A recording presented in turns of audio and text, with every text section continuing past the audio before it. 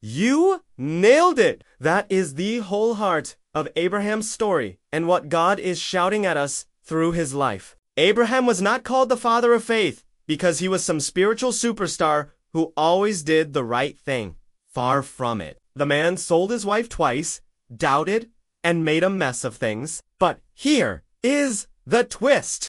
God did not count Abraham righteous because of his good works or his ability to figure things out. Abraham was counted righteous because he threw away what he saw, what he felt, and what he thought, and he grabbed onto God's promise like his life depended on it. See?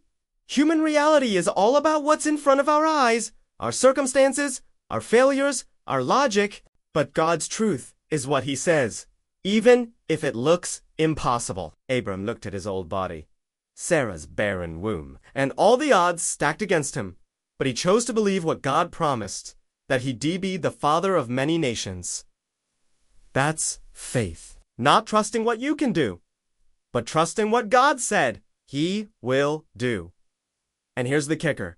This isn't just Abraham's story. God recorded it for us. Righteousness is given to anyone who believes, not in their own goodness, but in the God who raised Jesus from the dead. If you believe that, you're justified, just like Abraham. It's not about your achievement or your circumstances. It's about God's unbreakable word. Kaya't ito ay sa pamamagitan ng pananampalataya, upang ito ay sa pamamagitan ng biyaya, upang ang pangako ay matiyak sa lahat ng binhi, hindi lamang sa mga nasa ilalim ng kautusan, kundi pati na rin sa mga nasa pananampalataya ni Abraham, na siyang ama nating lahat.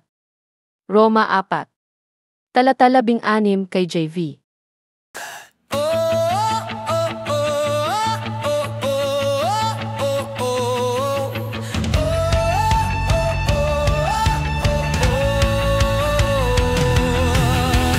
Tumpak kaya ng buong puso ng kwento ni Abraham at kung ano ang isinisigaw ng Diyos sa atin sa pamamagitan ng kanyang buhay.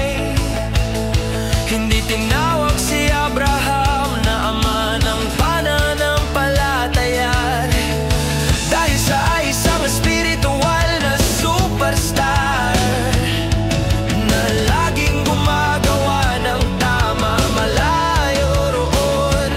Dalawang beses ibinenta ng lalaki ang kanyang asawa.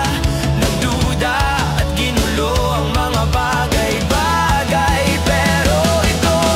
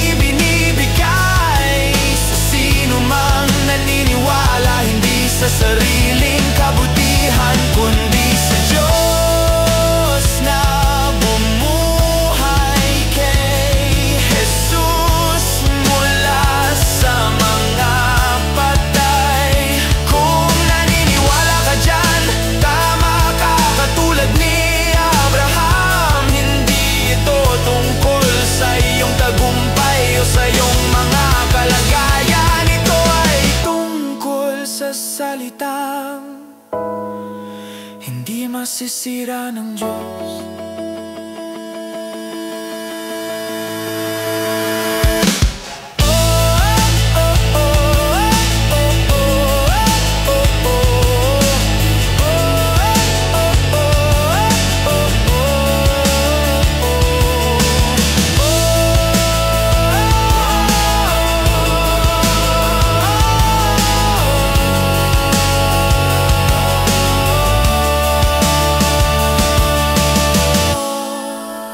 Paki-share po ang channel para sa kaluwalhatian ng Diyos. Si Jesus ay Hari.